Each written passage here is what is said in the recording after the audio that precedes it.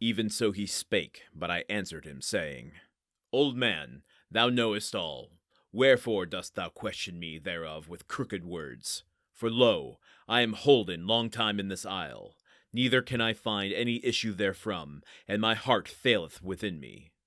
Howbeit do thou tell me, for the gods know all things, which of the immortals it is that bindeth me here, and hath hindered me from my way, and declare, as touching my return, how I may go over the teeming deep. Even so I spake, he straightway answered me, saying, Nay, surely thou shouldest done goodly sacrifice to Zeus, and the other gods ere thine embarking, that with the most speed thou mightest reach thy country, sailing over the wine-dark deep.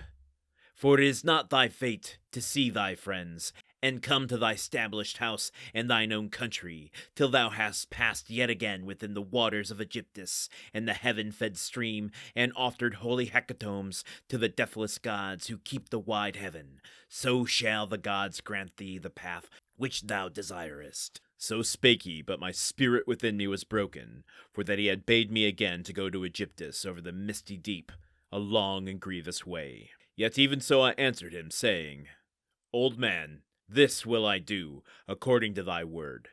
But come, declare me this, and tell it all plainly. Did all those Achaeans return safe with their ships, all whom Nestor and I left as we went from Troy, or perished any by a shameful death aboard his own ship, or in the arms of his friends, after he had wound up the clue of war?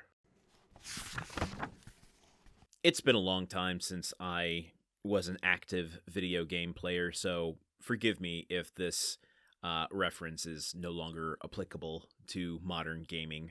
But it seems like, as Proteus here is telling Menelaus the truth, according to the ritual that Menelaus was tasked with, that he essentially missed the checkpoint, or didn't save his progress as he went along. The saving progress being the sacrifice to Zeus. And so he got too far and a little bit off course, and now has to restart the game from further back than he would like in order to get back on track. If you are a gamer of long games, RPGs, etc., sometimes that can be incredibly demoralizing. You put in 20 hours to a game and realize, oh shit, I forgot to save it at that point, and now I've done all of this stuff. I'm on this island. If I go back there, how am I ever going to get back to the point that I'm currently at? The metaphor doesn't work 100%, but I think you get what I'm putting down a little bit here. Menelaus being given a new task, as the information is revealed that because he didn't properly honor Zeus at Aegyptus, he has to go back there and do the proper honor ritual in order to get back to where he needs to go. But this also ends with Menelaus asking about the other men who have left Troy on their way home, the other Achaeans. That includes Agamemnon, whose story we know ad nauseum at this point, and Odysseus. So, will Proteus actually reveal anything about Odysseus's situation? Seems like he's in a position where he has to give the deets, so I think we're going to learn something in the next day or two here. What I find kind of interesting about this is that, granted, maybe we don't know enough about Menelaus yet, not in the way that, like, we learned quickly about Nestor, what kind of man he is, what kind of kingdom he rules, like, getting his whole deal. But Menelaus seems to be, like, the suffering he's doing, being waylaid on this island, feels more like a consequence of neglect rather than a moral failing. Well, and that the two don't go hand in hand.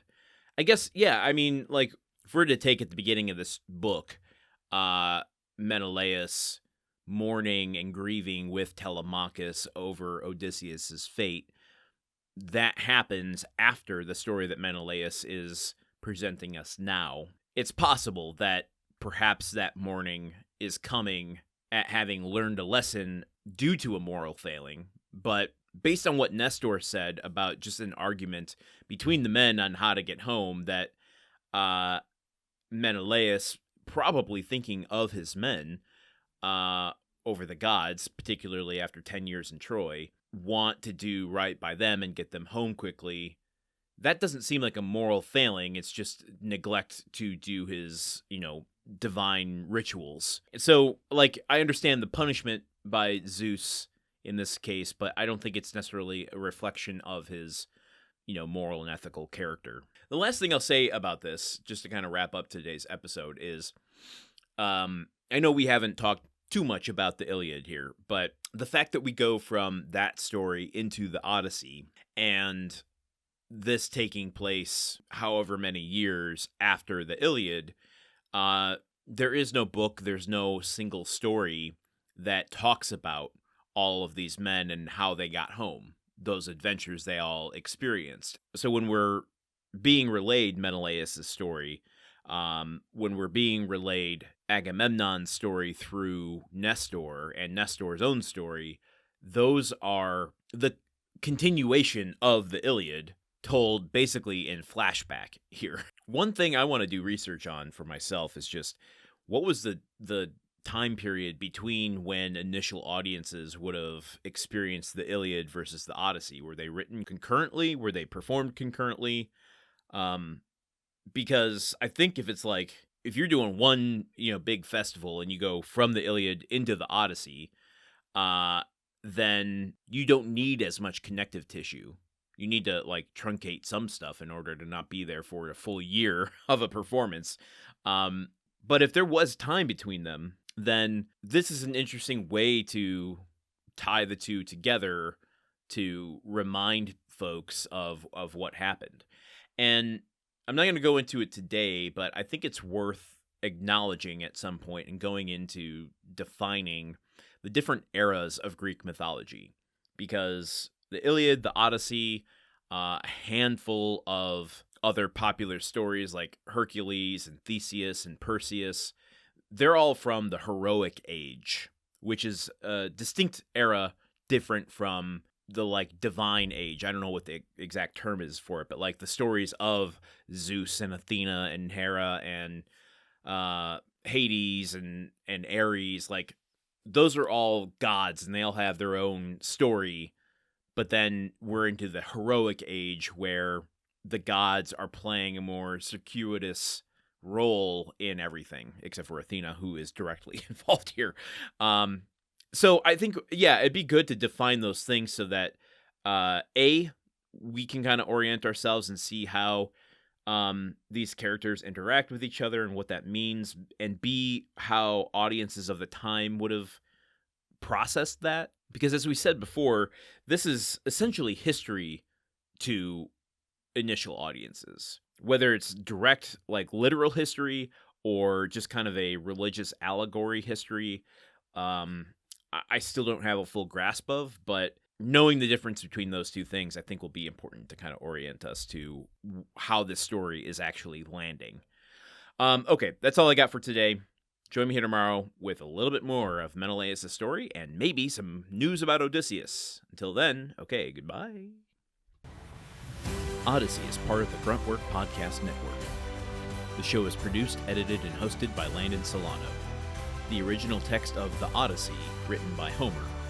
Theme song by Neuroflow. You can support this show and other shows like it by going to patreon.com/gruntworkpod. Thank you for listening. See you tomorrow.